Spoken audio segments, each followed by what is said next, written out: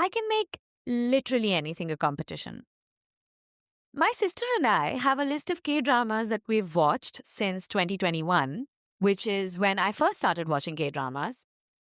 I am almost embarrassed to admit just how many shows I have on that list and have watched in the last 4 years.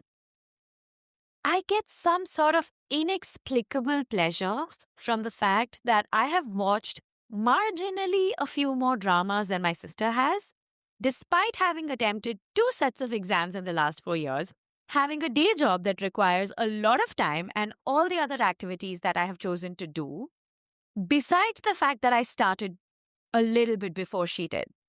Welcome to the Sum of Everything podcast, where we discuss a little bit of a lot of topics, ranging from spirituality to finance and everything in between. I'm your host, Aishwarya, a serial hobbyist with an unquenchable thirst for learning, especially through new experiences. In this podcast, we will scratch every itch of curiosity, explore various perspectives, step out of our comfort zone, and experience some of everything. Because after all, we are just that, a sum of all our experiences. So, let's dive right in. Hello, everyone, and welcome back to the Sum of Everything podcast. Oof, it is officially April, which means that it is the start of a new financial year and also the beginning of a new zodiacal year for everyone who believes in and follows astrology. Also, the beginning of spring. And if you're in Bangalore, you've probably seen the beautiful cherry blossoms that have been lining the trees. All of this to say that I can't believe that the first 3 months of 2025 have zoomed past in the blink of an eye. I don't know about you, but the last 3 months have been extremely busy and I have been super occupied, and I've also been constantly obsessing over all that is to come, constantly forward looking. I have so many amazing episodes and exciting episodes planned, brilliant guests, so many travel plans. All of this to say that I haven't taken a pause and reflected on the 3 months that have gone by, and instead just been focusing on what I need to do. When I did sit down and think it over, I realized that in the last 3 months, the main two things that stood out for me in terms of what I am proudest of is the fact that, firstly, I have managed to, without a break, put out an episode every week in the last 3 months. And I am super proud of that.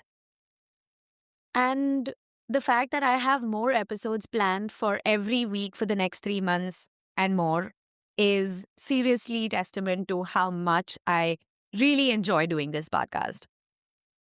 Secondly, I am really proud of how I have grown as a dancer in the last 3 months. And what really struck me was that for one of these things, I have been working day in and day out and thinking about what I want to put out as content and how to go about it, what guests to invite.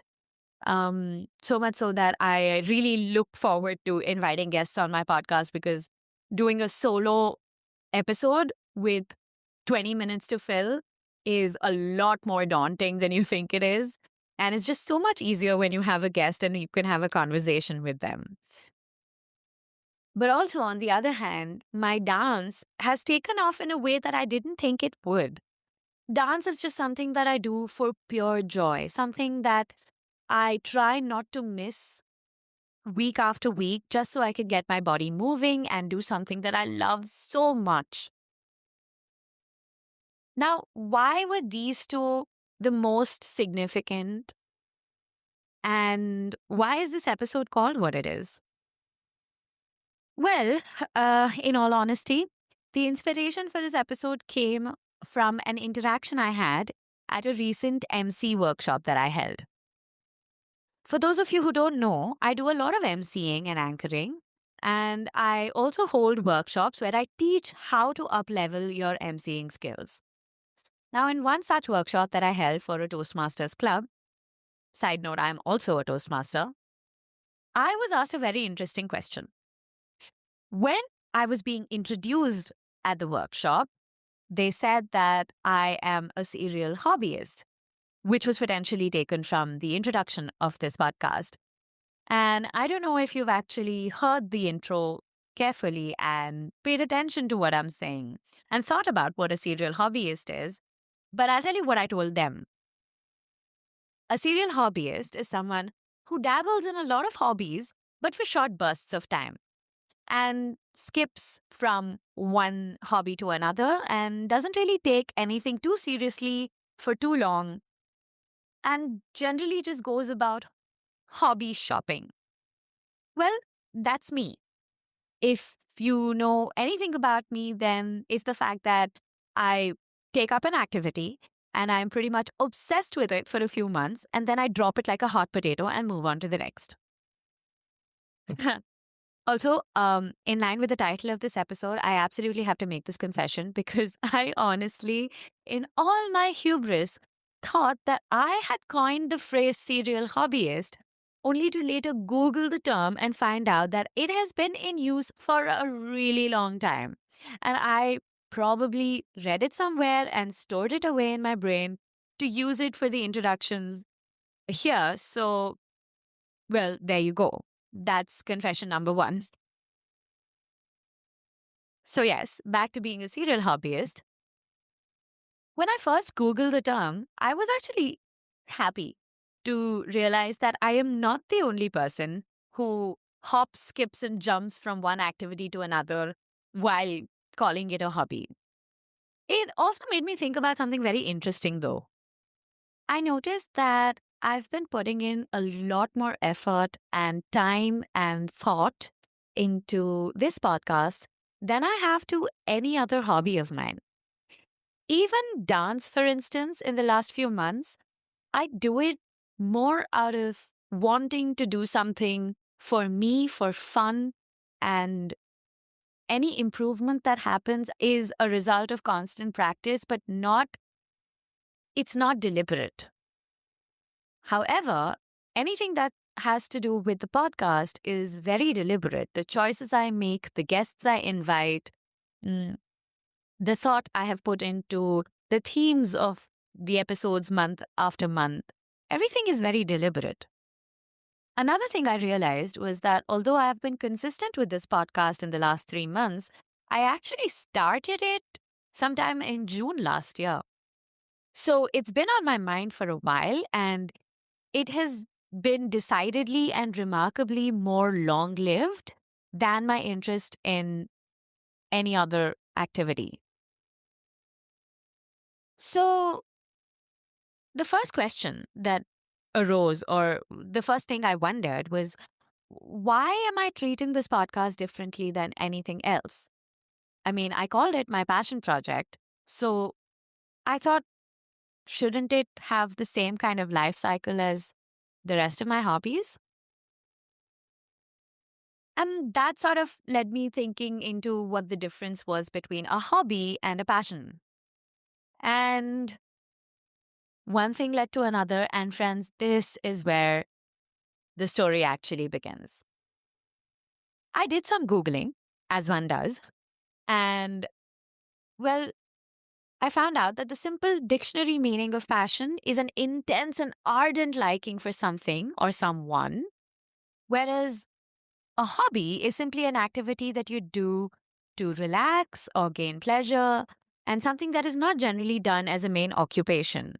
So, just for personal pleasure. In the beginning, I thought that's what my podcast was going to be.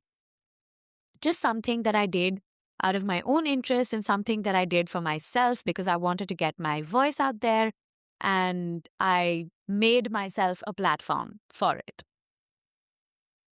But I have noticed that with the effort and the time that I have put into it, and with the growth that I have seen of this podcast over time, it's metamorphosed into something more than just an interest or an interest based activity, into something that is very different from all my other hobbies so far. Everything else I have done so far has simply been out of interest and it ended there. For example, on a whim, I bought yarn and knitting needles and learned how to knit off of YouTube videos. Another time, I learned how to do makeup properly from watching, again, YouTube videos, and then held an online workshop for my friends where I showed my friends the right way to highlight and contour, and they sat and watched me make myself up for 2 consecutive weekends and teach them about color theory. I also learned what MBTI personality types are and how to identify a person based on their cognitive functions and behavioral preferences.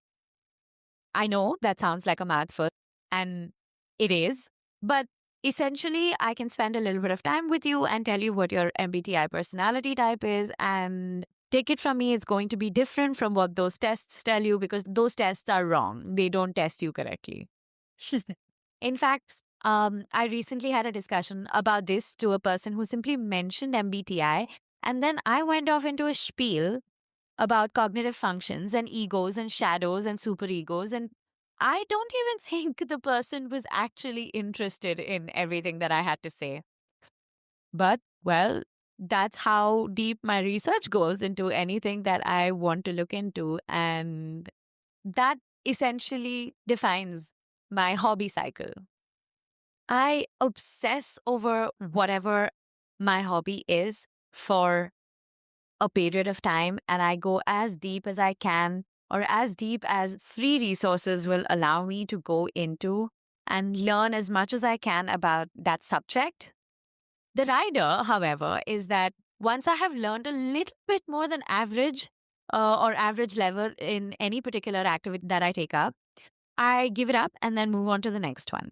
This usually takes about 3 to 4 months. So once I learned how to recognize a personality type, or once I had crocheted a bunch of different things, scarves, skirts, tops, gifts from my friends, I just stopped watching any crochet related videos or MBTI related videos and moved on. My family, in fact, often jokes about this and wonders what my next obsession is going to be. I think in the last few years, my most consistent obsession has definitely been Korean dramas.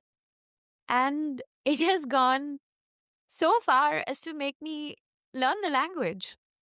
So now, because of a friend who randomly insisted that I watch one drama that he found amazing, and because I found that actor super good looking and loved the camera work and the plot of the show, I can now speak Korean. I am not fluent in it, but I can speak it. In fact, I have joked and said that a lot of times what starts off as my hobby becomes a passion and even a means to earn some side money for, or becomes a way of life for somebody else in my family. For instance, the obsession with crocheting led to me reintroducing crocheting to my mother, and now she runs her own crochet business. She has an Instagram page called Yarned It, and I will link it, but go and check it out. It's awesome. She makes all kinds of amazing and beautiful crochet stuff. Even my Hallyu craze, it has led to my sister actually going and studying in Korea and living there right now. So, honestly, as much as my obsessions contribute to my family's daily dose of entertainment, I think I have made a significant change in a lot of people's lives just by picking up a new hobby. But there is also a flip side to this. Let me ask you a question here. When was the last time you did an activity purely for the pleasure of that activity, without any regard to the result and without caring about what you look like doing it or the aesthetics of it for social media or just to tick a box of what you ought to do? I have noticed, and you're absolutely free to disagree with me over here, but in the last 5 or 6 years, because of how much social media has become an intrinsic, inevitable, and inextricable part of our lives, Having a hobby has ceased to be just that. And it has become more about how good you are at whatever activity you choose to publicize as your hobby. And mind you, these are very considered words. I've noticed that people no longer choose to do an activity simply for the pleasure of it, by and large. And it has become more about whether you're able to post it online, whether the aesthetics of whatever your artistic creation is good enough to be uploaded so that it can garner the attention of the netizens. It has become almost like a competition. And with who, I don't know. But it is a competition. And I consider myself somewhat of an expert in this particular field because, for those of you who don't know or haven't guessed yet, I am an extremely competitive person. I can make a competition out of literally anything. I'm pretty sure as kids, my sister and I have competed, on my suggestion, of course, about who can finish their food fastest, or who can run the fastest, or who can brush their teeth the fastest. And obviously, because they were all self suggested, it was all things that I could do faster or better, notwithstanding the fact that she was 4.5 years younger and probably a toddler or just a little older at this point, and not very wise for having fallen for any of these suggestions in the first place. But yeah, the long and short of it is I can make literally anything a competition. Let me give you a more current example. My sister and I have a list of K dramas that we've watched since 2021, which is when I first started watching K dramas. I am almost, mind you, almost, but not really, embarrassed to admit just how many shows I have on that list and have watched in the last 4 years. And this doesn't even include all the dramas that I have rewatched because I really enjoyed them. I get some sort of inexplicable pleasure from the fact that I have watched marginally a few more dramas than my sister has, despite having attempted 2 sets of exams in the last 4 years, having a day job that requires a lot of time and all the other activities that I have chosen to do, besides the fact that I started a little bit before she did, watching the dramas, I mean. Mind you, this is still a hobby. A hobby that is definitely bordering on obsession, I will not deny, but it is still a hobby. But here's the thing. A lot of times I watch K dramas to finish it really quickly so that I can add them to my list. Sometimes, though, I have to rewatch a show to truly enjoy it because the first time around I was in such a hurry to finish the show because of that weird, insane metric of competition that only exists in my head. The point I'm trying to make here is I turned what should have been a fun, relaxing, entertaining activity into something that was exactly the opposite of that. Does that sound familiar to you?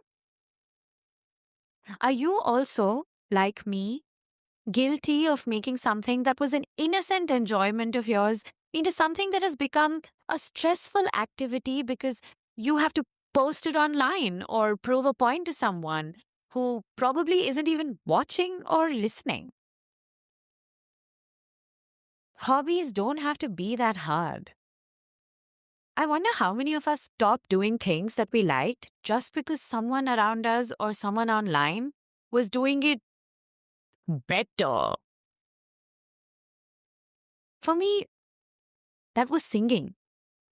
I really enjoy singing, but somehow, because my sister is just so much better at it, and I lacked practice for many, many years, and she kept at it, I stopped singing altogether for a very long time because I didn't feel like I was good enough.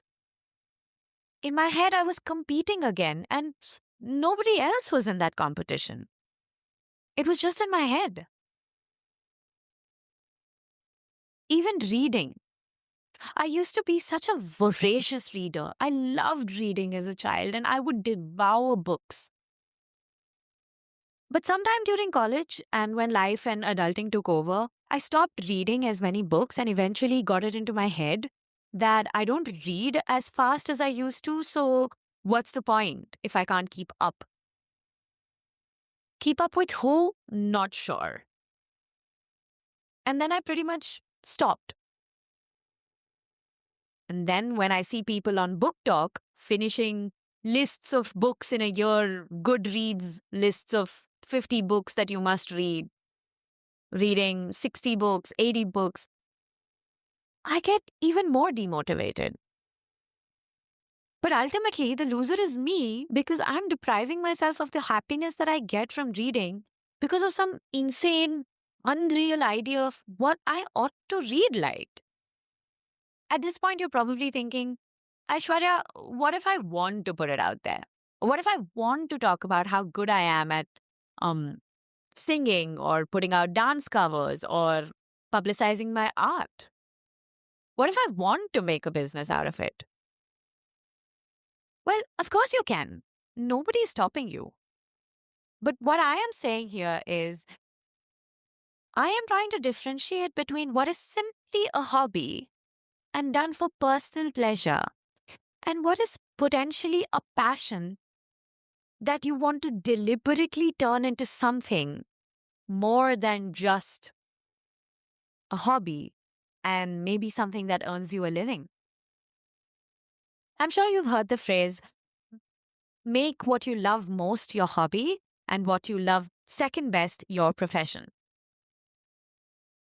You've also probably heard of if you do what you love for a living, you won't work a day in your life. Between the two, I personally agree with the first one.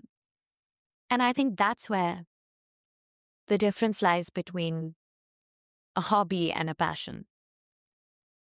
My podcast has become a passion, something that I care about very deeply and work towards very deliberately, something that I don't mind putting in the effort and resources and energy for. I care deeply enough about this to not give it up randomly, to not drop it like a hot potato. But would I make it my profession? The question is, would I turn something that I love so much into something that could potentially become a source of stress for me because it would become my primary source of income? Maybe someday, because I care about it in a very deliberate manner, because I want to do something with it. But at this point, at this juncture in my life, I don't think I am willing to take that risk just yet. I quite like my day job, actually. I like being a lawyer. So at this point, my podcast remains just a passion. So it's something that I love the most and not second best. That said, I don't think there's anything wrong with turning your passion into a full-time job. For example, I have interviewed people who've turned something that they love into their job, like Isha, the hairstylist, who I interviewed during the Women's Day month. I just think that it's important to be prepared with what making your passion your job entails. My podcast is a passion project. It's a side hustle that will hopefully one day generate some revenue. Or even if it doesn't, that's okay. But it'll give me returns in the form of feedback or appreciation or just knowing the fact that there are some people who listened and enjoyed my podcast and hopefully took something away from it. But it's just that. It's a side hustle. I have a lot of respect for those who put everything on the line for their passion. That takes courage. But even then, even for that, I think having a completely unrelated hobby that you do just for yourself is important. If nothing, then just to keep yourself sane. You could love it as much as you love something with passion, or you could love it moderately and just enjoy it while you're unwinding. But it is important to have something like that, something that is not your job, something that is unrelated to whatever can potentially cause you stress. Because in these times, we forget that we don't live to work. We work so we can live and enjoy life. And a life without fun, enjoyment, or pleasure isn't life. It's just survival. So maybe take some time today and reconnect with that part of you that used to do stuff just for pleasure. So while I leave you to ponder that, I'll take this opportunity and sign off. And see you in the next one. Bye bye.